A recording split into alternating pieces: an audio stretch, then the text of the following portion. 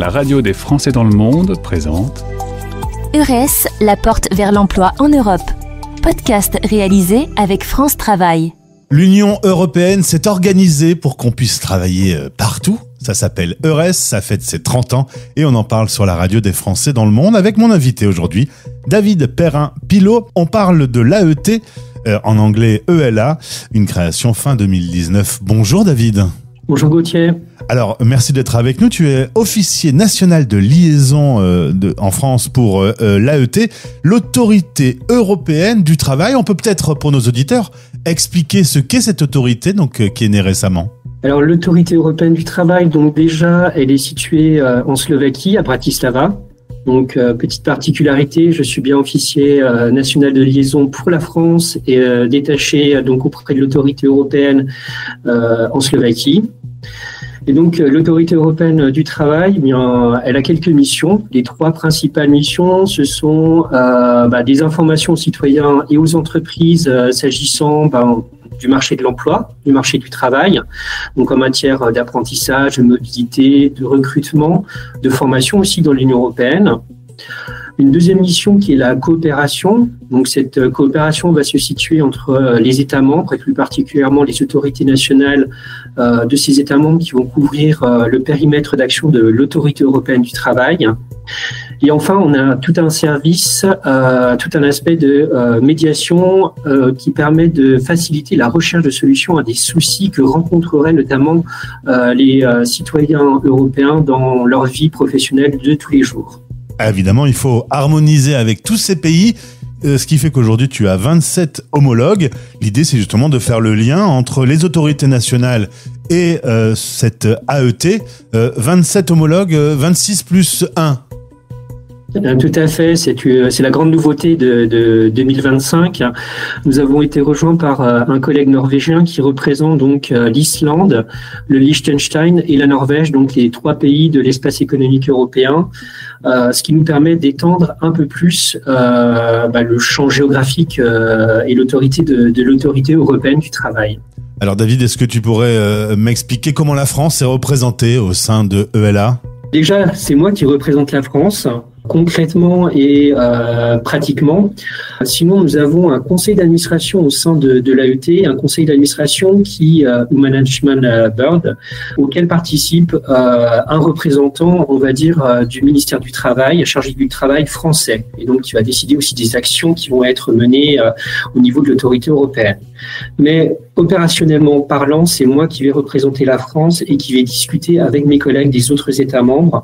Donc, en matière de coopération, c'est tout simplement essayer de mettre en œuvre certaines actions d'inspection, par exemple, ou des actions de visite d'études entre États membres. Le tout, c'est de faciliter les échanges entre États membres, entre autorités nationales. Comment on travaille justement avec ces autres pays ? Chacun a sa culture, chacun a sa méthode, chacun a sa langue. Est-ce que tu pourrais nous donner un exemple justement de ce travail ? Alors déjà, je ne parle pas du tout toutes les langues de l'Union européenne.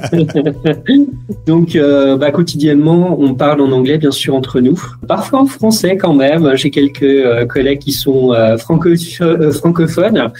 Tous sont francophiles, il n'y a pas de souci. Et comment travaille-t-on avec des cultures différentes ? Déjà, il faut pas essayer d'imposer la sienne, je pense. Il faut arriver avec l'esprit ouvert, ne pas avoir de préjugés non plus. C'est peut-être un peu difficile sur cet aspect-là. On a plutôt tendance parfois à voir différemment les autres États membres, mais c'est tout simplement parce qu'on ne connaît pas ces autres États membres. Et quotidiennement, on travaille ensemble assez régulièrement, donc avec tous les États membres.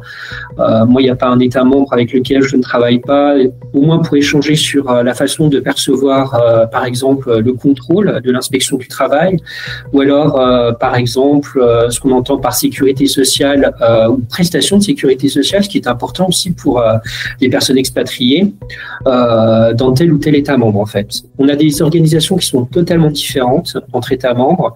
C'est vrai qu'il est un peu parfois difficile de comprendre certaines façons d'aborder. Je parlais de la sécurité sociale. Justement, la sécurité sociale, la façon de voir cet aspect-là, ce champ-là, c'est parfois compliqué de comprendre. Ouais, il faut harmoniser des systèmes qui sont tous différents, quoi. Alors, harmoniser ou au moins trouver un terrain d'entente qui permette que tout fonctionne en fait. Tout simplement que tout se coordonne. Tu me parlais en préparant cette interview des gilets orange qu'on peut croiser sur le bord des routes ? Tout à fait. Ça, c'est un exemple bien précis de coopération entre États membres et puis d'action menée par l'Autorité européenne du travail en relation avec d'autres autorités telles que Europol. Dans l'année, nous avons plusieurs semaines d'action. Donc, ces semaines d'action, c'est tout simplement la mobilisation de différents corps de contrôle sur le territoire de l'Union européenne en vue d'aller sur soit des entreprises bien précises parce qu'on sait qu'on rencontre un problème, ou soit sur un champ sectoriel dans lequel on a quelques difficultés. On s'aperçoit qu'il y a une présence assez forte de travailleurs mobiles. Et par définition, on va dire, le champ du transport routier, c'est véritablement un champ qui est traditionnellement très mobile, très européanisé, très international. Donc, il peut vous arriver de voir des gilets orange sur le bord des routes en France, voire ailleurs sur le territoire de l'Union européenne. Et ça peut constituer non pas un contrôle traditionnel, mais un contrôle qui est mené sous l'égide de l'Autorité européenne du travail et d'Europol.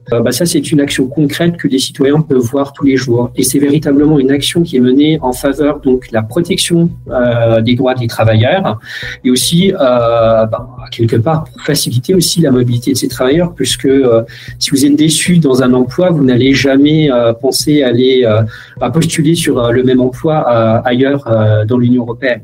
Je pense qu'on a du mal à imaginer les trafics de transport entre tous ces pays européens. Ça doit être assez gigantesque. C'est gigantesque.